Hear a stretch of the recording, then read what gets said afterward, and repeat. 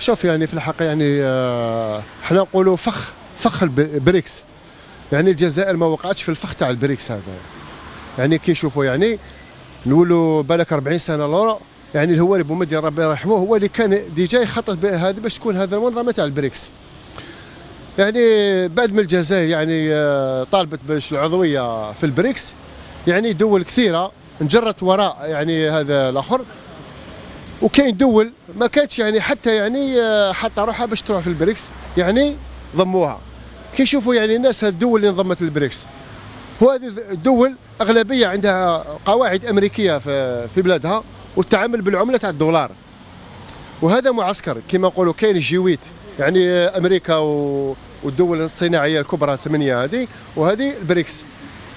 يعني هذه الدول هذه كيشوفوا الامارات يعني واش نقولوا الاموال السعوديه، نقولوا الاموال انت الارجنتين يعني منهاره اقتصاديا. اثيوبيا من تبع لامريكا، يعني ضموا الدول اللي تابعه للمعسكر الغربي ضموهم للمعسكر الشرقي. يعني فيها حسابات سياسيه ماهيش حسابات اقتصاديه. الجزائر بالنظره يعني تاع الجزائر يعني شافوا باللي يعني فيها يعني حتى تشوف التمثيل تاع الجزائر في القمه هذه ما كانش تمثيل عالي. يعني احنا انضمينا لبنك البريكس ودو يعني وشافت باللي الدوله الجزائريه يعني باللي مسبقا بان ما راحش تكون في البريكس هذا.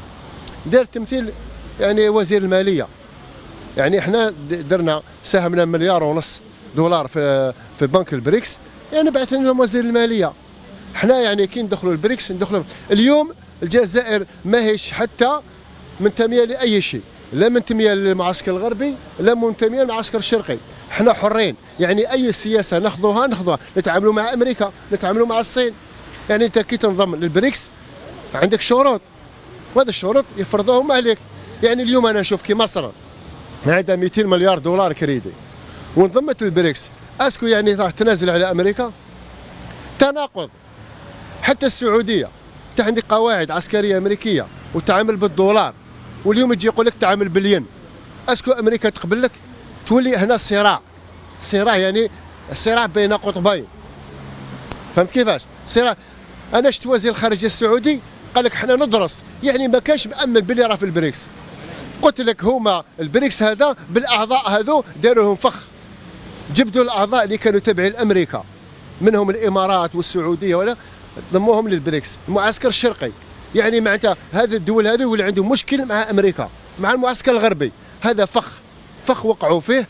واليوم قلت لك انا شفت مصر الصحافه بدات تتكلم وتضرب السيسي وتقول لك يعني كيفاش انضميت؟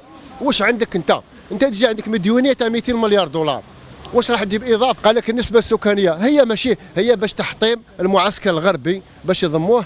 هذه قضيه سياسيه اكثر منها اقتصاديه، والجزائر ما وقعتش في هذا الشيء هذا. وكاين ناس يتقول وكذا، ونشوف انا بعض الجزائريين يعني يتكلموا على الجزائر كانوا يتكلموا على اسرائيل. يعني ناس يعني مانيش عارف، حنا نقول لهم يعني روح وشوف جدك واش كان، يعني اذا كان جدك حركي ولا جنسي بانايا باش تكلم على بلادك هكذا ممكن عندك مشكل مع الدوله، ولكن ماشي عندك مشكل مع الجزائر. الجزائر عندها ناسها اللي خطوا لها. وانا نقول لك بعد شهرين تشوف باللي السعوديه ومصر راح ينسحبوا من البريكس هذا.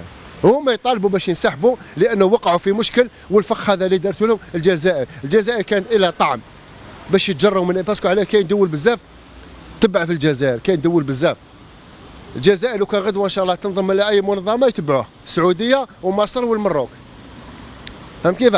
الجزائر لعبت بهم ودارتهم في هذا البريكس هذه. وقابل انت واش عندك؟ عندك الدولار، عندك لي مليار دولار اللي راهم، اذا اسكو تجيبهم لي لابونك هذه وتخلي امريكان. مصر ما تمشي بالاعانه تاع امريكا ومن بعد تنضم لروسيا وتنضم للصين. يعني هذا تناقض. يعني راك درت روحك في مشكل. الجزائر عدم الانحياز، ما ننضم لا للعسكر الشرقي لا للعسكر الغربي، نتعامل مع امريكا، نتعامل مع الصين، نتعامل مع اي دوله، ورانا حرين وما كان حتى قانون يطبق علينا. بعد السنه الجايه ان شاء الله تبان راح يديروها في روسيا، من بعد تم الجزائر تاخذ القرار تاعها. تشوف يعني هذا الناس انا نقولها لك من هذا كمواطن بسيط.